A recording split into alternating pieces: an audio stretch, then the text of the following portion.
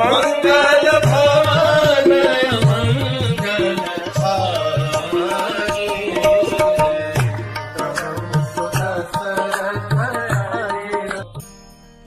श्री कृष्ण।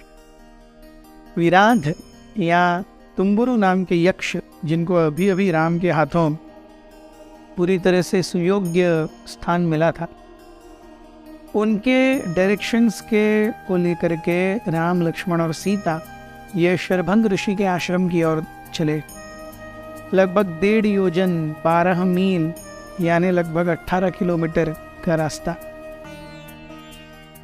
1 योजन अर्थात 8 मील, 1 मील अर्थात 1.7 किलोमीटर्स। सो 1.5 योजन यानी 12 मील, 12 मील इंटू 1.7, सो लगभग 1 योजन, हाँ 12 miles into 1.7, so almost 20 kilometres का रास्ता। सो 21 किलोमीटर्स का रास्ता 3-4 घंटे में राम, लक्ष्मण और सीता शरभंग ऋषि के आश्रम के प्रिसिंक्ट्स आसपास पहुंचे। दूर से राम ने कुछ देखा और उनकी भ्रुकुटियां तन गई। उनके फेस के एक्सप्रेशन चेंज हुए। वो देखने लगे क्या हो रहा है, और हाथों में एकदम कोदंड टाइटली पकड़ लिया। सीता जानती थी जब भी राम कोदंड पकड़ेंगे मतलब डेंजर है, कुछ ना कुछ होने वाला है। सीता तुरंत भाग के गई। उन्होंने राम को पीछे से जेंटली दोनों भुजाओं को राम को पकड़ लिया। राम देख करके समझ गए कि सीता इस समय पे कोई फाइट नहीं चाहती।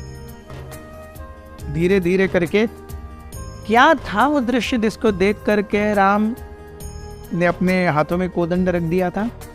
शरभंग ऋषि का आश्रम जंगल के एकदम अंदर था, जहाँ पर शायद कि कभी कोई पहुंचा हो। उसके सामने बहुत सारे सैनिक खड़े थे। एक सुंदर रथ था जो हीरे जवाहरातों से और सोने से मढ़ा हुआ था। 6 घोड़े उसके सामने जुते हुए थे, सब एकदम वाइट स्पार्कलिंग क्लीन। और राम ने जब देखा एक सुंदर हाथी भी था, वो भी सफेद कलर का। और इतने घने जंगल में जहां पर राक्षस निवास करते हैं, वहां पर ये सब क्या हो रहा है? राम ने गौर किया, लक्ष्मण ने भी देखा, सीता ने भी देखा कि न तो वो रथ, न घोड़े, न हाथी और न ही ये सैनिक, कोई भी जमीन को टच नहीं कर रहा। जमीन से कुछ इंच ऊपर ये सब हवा में उड़ रहे हैं। तब राम को पता चला ये पक्का देवता है। और देवताओं के साथ में, क्योंकि देवतागण कभी भी भूमि को स्पर्श नहीं करते, देवतागण हमेशा जमीन से 2 इंच 3 इंच ऊपर चलते हैं। They walk in air. तो राम ने देखा और उन्होंने संज्ञान लगाया कि शायद देवराज इंद्र आए होंगे। जैसे ही राम ने लक्ष्मण से कहा, लक्ष्मण आप सीता को लेकर के यहीं रुको, मैं अंदर जाके देखता हूं। जैसे ही राम अंदर आ रहे थे, अपने पूरे शरीर पर 1000 आंखों को लेकर के इंद्र एकदम हड़बड़ी में बाहर आए। और राम की तरफ उन्होंने जानबूझ करके नहीं देखा और तुरंत अपने रथ की ओर चले गए। और पूरा वो जो तामझाम रेटिन्यू था इंद्र का, पूरा वैनिश, गायब हो गया। राम अंदर आए और उन्होंने शरभंग ऋषि को देखा। शरभंग ऋषि पूरी तरह से तपस्या से जीर्ण शीर्ण अवस्था में, बहुत ही वयोवृद्ध।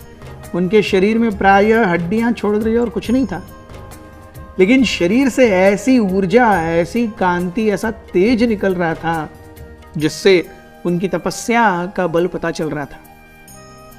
प्रभु राम शरभंग ऋषि के पास आए और शरभंग ऋषि कहने लगे, आप पक्का राम होगे, आप राम ही हो ना? तो राम ने कहा, हाँ मैं ही दशरथ नंदन राम हूं। तो राम ने पूछा, ये अभी जो गए वो देवराज इंद्र थे ना, उनके आने का कारण मैं जान सकता हूँ इतने घने जंगल में? तो शरभंग ऋषि कहने लगे कि हाँ वो देवराज इंद्र ही थे।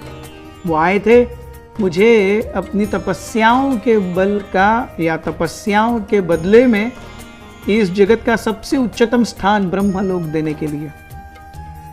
उनका ओपन ऑफर था, वो मुझे अपने साथ उस रथ में ब्रह्मलोक लेके जाना चाहते थे। लेकिन मैंने कहा कि इस जन्म में मेरी ब्रह्मलोक जाने की कोई इच्छा नहीं है।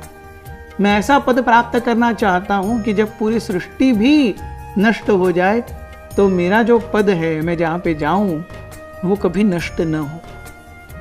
इसीलिए हे राम, तुम आए हो, मैं जानता हूं तुम ही पूर्ण पुरुषोत्तम परमेश्वर हो।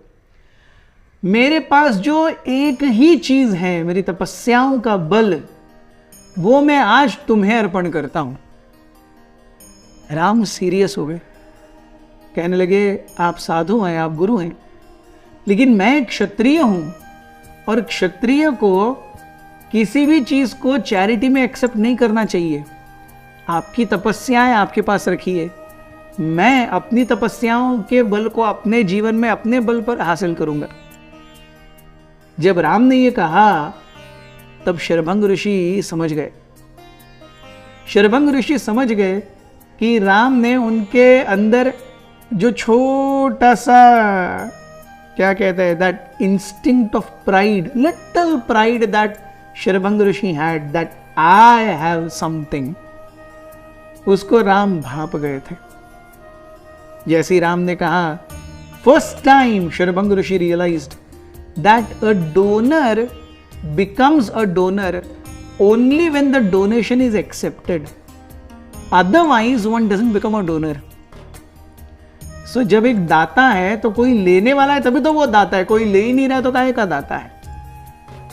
उस समय शरभंग ऋषि अपने हाथों को जोड़ दिए, प्रभु राम के चरणों पे गिर पड़े और कहे कि अब मैं समझ गया हूं, आपके चरणों के अलावा मुझे और कोई चीज नहीं चाहिए। इसी बीच में सीता और लक्ष्मण भी आए। शरभंग ऋषि के यहाँ पर उन्होंने वो रात गुजारी। शरभंग ऋषि ने राम, लक्ष्मण और सीता को अपनी अनेक कथाएं सुनाई और पुराणों से, इतिहासों से, शास्त्रों से कई सारे सिद्धांत समझाए। दूसरे दिन सुबह शरभंग ऋषि ने प्रभु राम के सामने हाथ जोड़े और कहने लगे, कृपया मुझे आज्ञा दीजिए, मैं आपकी भक्ति में अपना जीवन गुजारना चाहता हूँ, आपके चरणों में अपने जीवन को त्यागना चाहता हूँ। आपको यहाँ देख करके अपने गुरु के प्रति मेरा आदर और उनके चरणों के प्रति मेरा आश्रय और बढ़ गया है। मेरे गुरुदेव जब गए तब उन्होंने कहा था कि राम और लक्ष्मण एक दिन आएंगे, उस दिन की प्रतीक्षा करना, और आप आज आ गए हैं, उनके वचन सिद्ध हो गए हैं। आपने जो मेरे अंदर का गर्व निकाला, उससे मैं आपके प्रति उसके लिए मैं आपके प्रति बहुत कृतज्ञ हूँ। मुझे अपने चरणों का शरण दे दीजिए, इस शरीर को मुझे और नहीं रखना है। यहाँ से थोड़ी ही दूर एक बहुत महान ऋषि हैं जिनका नाम है सुतीक्ष्ण। आप सुतीक्ष्ण मुनि के आश्रम जाइए, आपको आगे का जो रास्ता है वो सुतीक्ष्ण मुनि ही बताएंगे। शरभंग मुनि ने बैठ करके प्रभु राम के चरणों को दंडवत किया, राम के चरणों पर अपना सिर रखा और योगिक ट्रांस में बैठ करके अपने शरीर को पूरी तरह जला दिया। इतना जला दिया कि राख भी नहीं बची। ऋषि साकेत धाम में भगवान राम के धाम में पहुंच गए। यहां पर राम, लक्ष्मण और सीता शरभंग ऋषि की इस कथा को सुन करके, उनके अंत को देख करके द्रवित हो गए और आगे सुतीक्ष्ण मुनि के आश्रम की ओर चल पड़े। बहुत बहुत धन्यवाद। हरे कृष्ण।